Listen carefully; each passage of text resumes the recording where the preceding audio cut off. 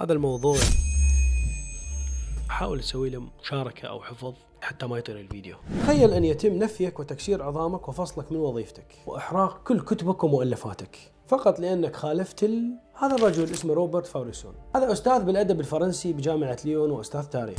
هذا كل شيء ما سوى غلط بحياته، مجرد قال يا السلام عليكم أنا أستاذ تاريخ.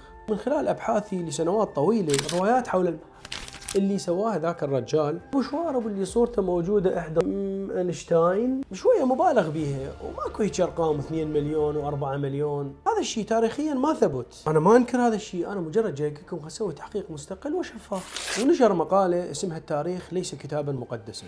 جن جنون حول العالم وقالوا له شلون؟ احنا هاي السالفة بانين عليها سردية كاملة وكاسبين تعاطف الناس والعالم والدول. تجي هسه أنت تقول لا والله مبالغ بيها. في عام 1989 هاجموه 3 شباب وكسر فكه وتم نقله إلى المستشفى. بس من طلع من المستشفى كان أشبه بالسجن المفتوح بالنسبة له. انفصل من منصبه، صودرت كتبه من جميع المكتبات، وطرد من جميع المؤتمرات والمؤسسات اللي كان ينتمي إليها، ومنعت مقالاته من النشر. حتى من تدخل على الويكيبيديا تريد تقرأ عليه كل شيء ما تلقى عنه، وكأنه إنسان نكرة. بآخر سنوات من عمره عاش أسير ذاكرة مرفوضة. من توفى عام 2018 لم يسمح حتى بمجلس عزاء علني. لا عمي، حرية وديمقراطية بأوروبا وماكو تكميم أفواه. اللي يدري يدري والما يدري قضبة عدس. المهم سلامتكم.